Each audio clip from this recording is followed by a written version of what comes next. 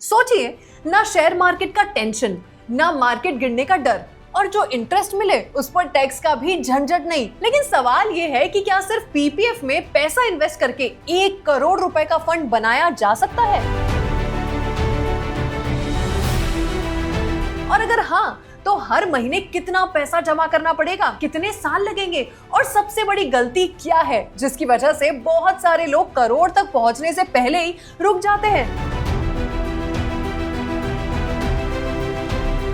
तो वीडियो को एंड तक जरूर देखना, क्योंकि बीच में हम वो कैलकुलेशन भी करेंगे जिससे आप खुद चेक कर सकते हो कि आपके लिए पीपीएफ से 1 करोड़ रुपए का टारगेट कब तक पॉसिबल हो सकता है।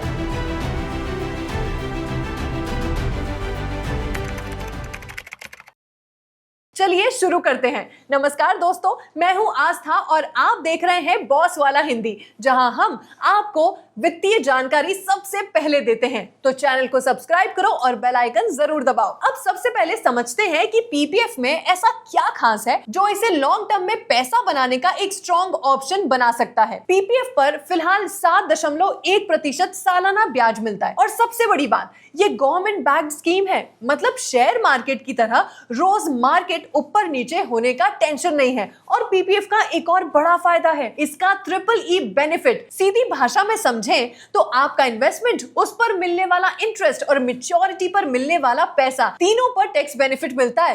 रूल्स के अकॉर्डिंग सेक्शन 80C के अंदर इन्वेस्टमेंट पर 1.5 लाख रुपए तक का डिडक्शन भी अवेलेबल हो सकता है। लेकिन यहाँ एक कैच है, अगर आप सिर्फ पीपीएफ के नॉर्मल 15 साल के टेन्योर को देखें तो मैक्सिमम अलाउड एनुअल इन्वेस्टमेंट करने के बाद भी आपका कॉर्पस 1 करोड़ रुपए तक नहीं पहुंचता। तो फिर पीपीएफ से 1 करोड़ रुपए बनेगा कैसे? उसके लिए समझना पड़ेगा पीपीएफ एक्सटेंशन का रूल, और सबसे जरूरी चीज, सालों तक इन्वेस्टमेंट कंटिन्यू रखने का डिसिप्लिन। चलिए अब एग्जैक्ट कैलकुलेशन देखते हैं। अब पीपीएफ में 1 करोड़ रुपए का टारगेट देखने से पहले ये जान लेना जरूरी है कि पीपीएफ अकाउंट कौन खोल सकता है और इसके इंपॉर्टेंट रूल्स आखिर क्या हैं। सबसे पहले, कोई भी Indian resident individual PPF account खोल सकता है, चाहे आप सैलरीड हो, सेल्फ एम्प्लॉयड हो या हाउसवाइफ। और बच्चों के नाम पर भी अकाउंट खोला जा सकता है, जिसे उनके पेरेंट्स या लीगल गार्जियन कॉपरेट कर सकते हैं। लेकिन एक चीज आपको याद रखनी है, एक व्यक्ति के नाम पर सिर्फ एक ही पीपीएफ अकाउंट अलाउड है। जॉइंट पीपीएफ अकाउंट नहीं खोला जा सकता,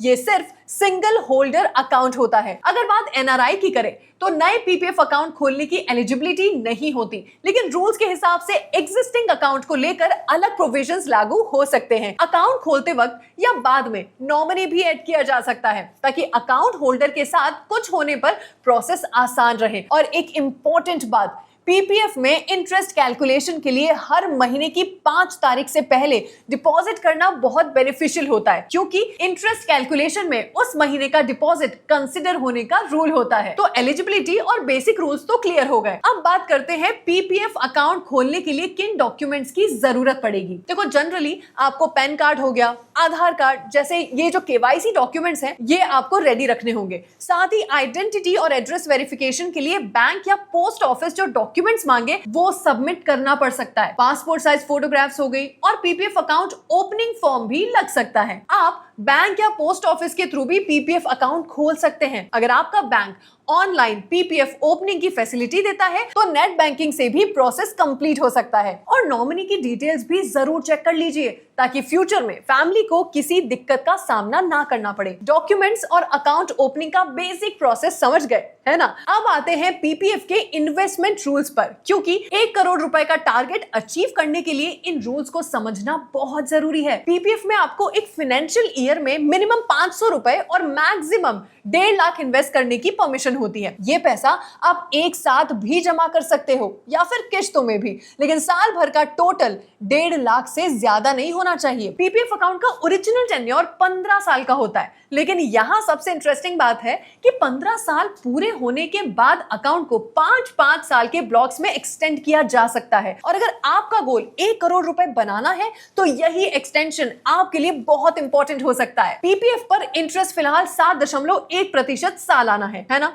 और ये क्वार्टरली रिव्यू किया जाता है। इसीलिए इतने सालों की कैलकुलेशन करते वक्त याद रखिए कि फ्यूचर में इंटरेस्ट रेट बढ़ भी सकती है और कम भी हो सकती है। पैसे की जरूरत पड़ जाए तो पीपीएफ में कुछ विड्रॉल और लोन फैसिलिटीज भी अवेलेबल होती है, लेकिन उनके अपने रूल्स और लिमिट्स हैं। जनरली पार्शियल विड्रॉल एलिजिबिलिटी 7वें फाइनेंशियल ईयर से शुरू होती है, जबकि सर्टेन कंडीशंस में अकाउंट बैलेंस के अगेंस्ट लोन भी लिया जा सकता है। और अगर किसी साल आप मिनिमम रिक्वायर्ड 500 रुपए डिपॉजिट करना भूल जाते हैं तो अकाउंट इनएक्टिव भी हो सकता है। लेकिन टेंशन की बात नहीं है, रूल्स के अकॉर्डिंग पेनल्टी और मिस्ड मिनिमम डिपॉजिट्स के साथ अकाउंट को रिवाइव किया जा सकता है। सबसे इंपॉर्टेंट बात, 1 करोड़ रुपए का टारगेट सिर्फ मैक्सिमम अमाउंट इन्वेस्ट करने से नहीं बनेगा, असली गेम है लॉन्ग टर्म कंपाउंडिंग का। अब अगर आप सोच रहे हैं कि पीपीएफ अकाउंट प्रैक्टिकली ओपन कैसे करना है और इन्वेस्टमेंट को रेगुलर कैसे रखना है, तो प्रोसेस काफी सिंपल है। सबसे पहले अपना बैंक या पोस्ट ऑफिस चूज कीजिए। अगर आपको ऑनलाइन बैंकिंग की सुविधा चाहिए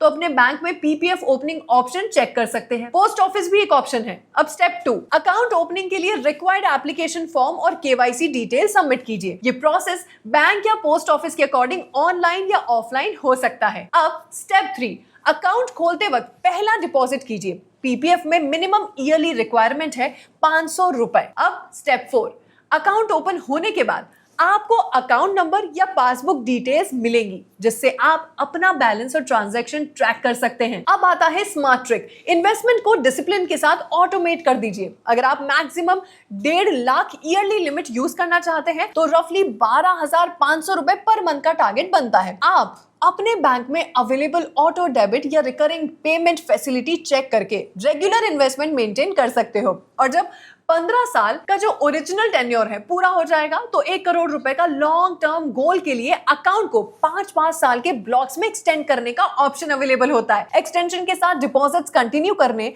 या बिना फ्रेश डिपॉजिट्स के अकाउंट कंटिन्यू रखना है, उसके रूल्स और रिक्वायर्ड फॉर्म बैंक या फिर पोस्ट ऑफिस से कंफर्म कर लेना चाहिए। मतलब सिंपल फॉर्मूला है, अकाउंट खोलो, रेगुलर इन्वेस्टमेंट करो, बीच में अननेसेसरी विड्रॉल से बचो और कंपाउंडिंग को टाइम दो। अब तक रूल्स समझ लिए हम लोगों ने, है ना? लेकिन अब आता है वीडियो का सबसे इंपॉर्टेंट पार्ट, एग्जैक्ट कैलकुलेशन। आखिर 1.5 लाख रुपए हर साल इन्वेस्ट करने पर पीपीएफ में 1 करोड़ रुपए कब बन सकता है? चलिए कैलकुलेटर खोलते हैं। अब आता है इस वीडियो का सबसे इंपॉर्टेंट पार्ट। मान लीजिए आप पीपीएफ में हर साल मैक्सिमम 1.5 लाख इन्वेस्ट करते हैं, यानी एवरेज 12,500 रुपए पर मंथ के हिसाब से, है ना? और कैलकुलेशन के लिए हम 7.1% मतलब 7.1% एनुअल इंटरेस्ट रेट मान रहे हैं। 15 साल तक 1.5 लाख हर साल इन्वेस्ट करने पर आपका टोटल इन्वेस्टमेंट होगा 22.5 लाख रुपए और मेच्योरिटी वैल्यू बनेगी लगभग 40.68 लाख रुपए। मतलब सिर्फ 15 इयर्स मतलब 15 साल में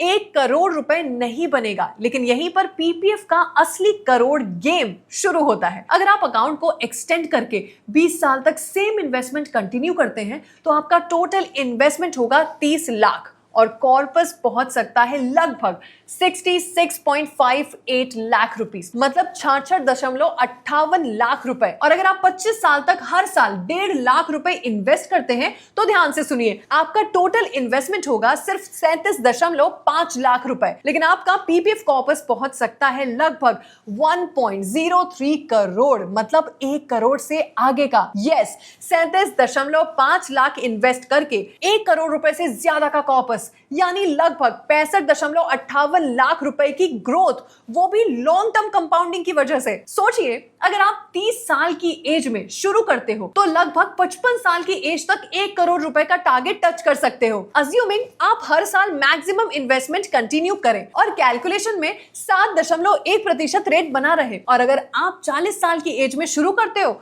तो रफली 65 साल की एज तक ये टारगेट पॉसिबल हो सकता है। लेकिन एक बहुत इंपॉर्टेंट बात, पीपीएफ का इंटरेस्ट रेट फिक्स्ड फॉरएवर नहीं होता। गवर्नमेंट इसे time to time generally quarterly review करती रहती है, इसलिए ये 1.03 करोड़ रुपए जो है, ये जो फिगर है एक इलस्ट्रेटिव कैलकुलेशन है जो 25 साल तक 7.1% रेट मानकर निकाला गया है। Maximum investment plus long term discipline plus PPF extension और प्लस कंपाउंडिंग को टाइम देना। अब यहां आता है पीपीएफ से 1 करोड़ रुपए बनाने का सबसे बड़ा सीक्रेट, 15 साल बाद अकाउंट बंद मत कर देना, समझे?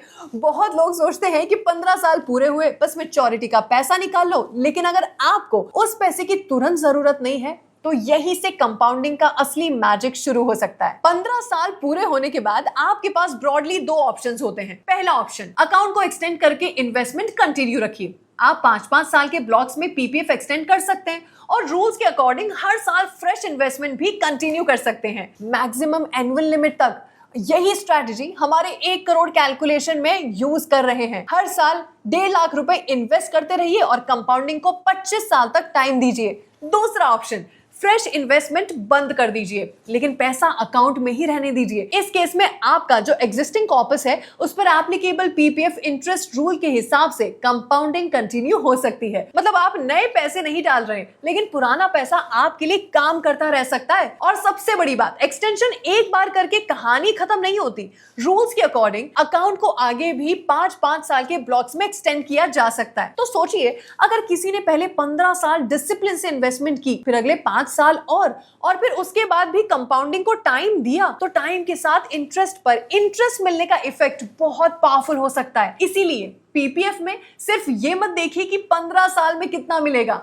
असली सवाल पूछिए, अगर मुझे ये पैसा अगले 25, 20 या 30 साल तक नहीं चाहिए तो मेरा पैसा कितना बड़ा हो सकता है। और दोस्तों, 1 करोड़ रुपए का टारगेट अचीव करने के लिए ये पेशेंस ही सबसे बड़ा वेपन है। अब बात करते हैं पीपीएफ के टैक्स बेनिफिट्स की। पीपीएफ में आप सेक्शन 80C के अंडर 1.5 लाख रुपए तक का डिडक्शन क्लेम कर सकते हैं। अगर आप 30% मतलब 30% तक स्लैब में हैं, तो सेस मिलाकर लगभग 46,800 रुपए टैक्स बच सकता है। साथ ही पीपीएफ के इंटरेस्ट और मेच्योरिटी अमाउंट पर भी टैक्स नहीं लगता, यानी टीडीएस का टेंशन नहीं। इसी टैक्स फ्री ग्रोथ की वजह से पीपीएफ लॉन्ग टर्म में एफडी जैसे टैक्सेबल ऑप्शन से बेटर टैक्स एडवांटेज दे सकता है। अब पीपीएफ को लेकर कुछ मिथ्स और रिस्क भी समझ लीजिए। लोग कहते हैं 7.1% रिटर्न बहुत कम है, लेकिन क्योंकि पीपीएफ का इंटरेस्ट टैक्स फ्री है, इसलिए हाई टैक्स स्लैब वाले इन्वेस्टर के लिए इसका effective post tax return taxable FD के सेम रिटर्न से बेटर हो सकता है। हाँ, एक रिस्क जरूर है,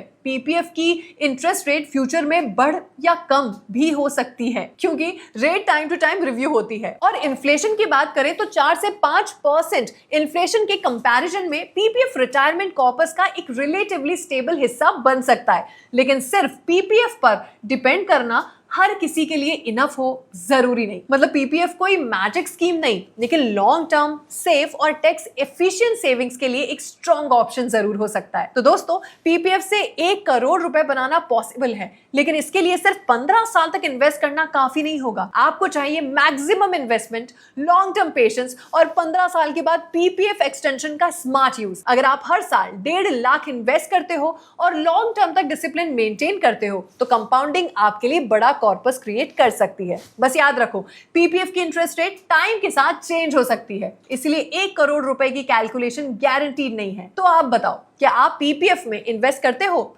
और क्या आपका टारगेट भी 1 करोड़ रुपए का है? कमेंट में हमें जरूर बताना। मैं हूं आस्था, बॉस वाला हिंदी से। वीडियो पसंद आई हो तो लाइक करो, चैनल को सब्सक्राइब करें एंड बेल आइकन जरूर दबाएं। मिलते हैं नेक्स्ट वीडियो में, तब तक के लिए धन्यवाद। ब्रांड पार्टनरशिप्स और एडवर्टाइजिंग इंक्वायरीज के लिए ईमेल कीजिए brand@bosswala.com या व्हाट्सएप कीजिए 9108014192 पर। बॉस वाला, बी द बॉस।